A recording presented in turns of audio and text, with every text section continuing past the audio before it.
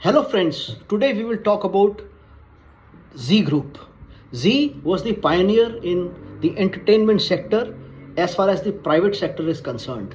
I remember it came to our households through satellite TV, through cable TV, and it had a great bouquet of a news channel, of entertainment channel, and recently it was also trying to strengthen its hand in the cricketing entertainment business. So they had to pay a lot of money to the Walt Disney Channel. I believe they have not been able to pay that installment.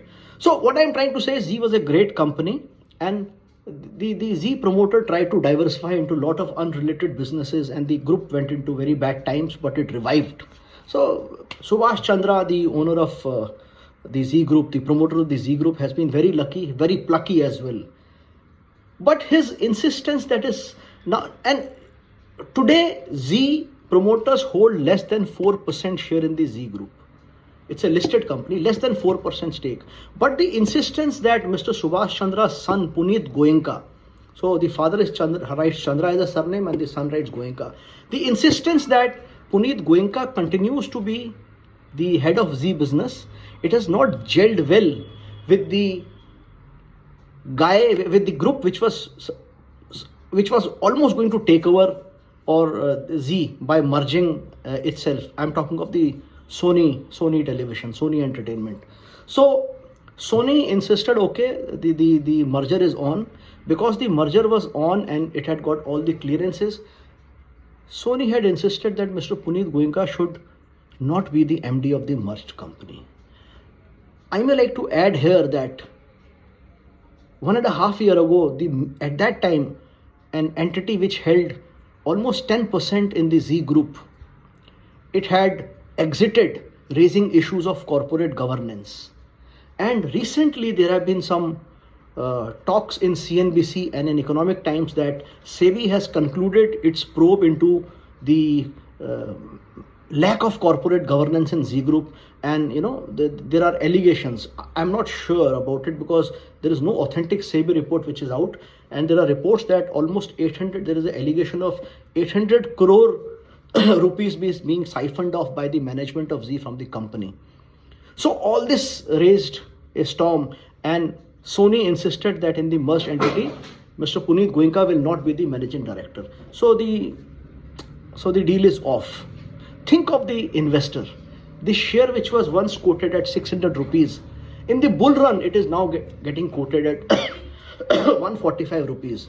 Why are the retail investors investing in Zee? Why were they? Because they were following the mutual funds which were also investing in Zee. Why were they investing? I do not know. But mutual funds, people generally tend to believe that what mutual funds do, they do it right. My point is, it is not only politicians who insist that their sons or their daughters must succeed them. This malady runs deep in the corporate sector. My head hangs in shame that an entity which has just 4% stake, because of the insistence that the son leads the merged entity, it has jeopardized the interest of 30%, 35% retail investors, and of course many financial institutions. This Zee saga, it reflects all that is bad and rotten and unethical in the Indian corporate sector. I can understand an Ambani insisting that his two sons and daughter succeed him, because Mr. Ambani owns, let's say, he and his group owns around 50% of the shares of the company, the listed shares. So they have a stake. He has his neck stuck. So if the company does badly, the first person whose head will be chopped off is the promoter, because they are heavily invested. But a group which is invested only to the extent of 4%, it is able to run amok the entire share market as far as its own company is concerned. And it is able to call off a deal which would have saved Zee. That is what which saddens me. Now Zee will have to look for another knight. It could be Ambani, it could be Adani, it could be anything.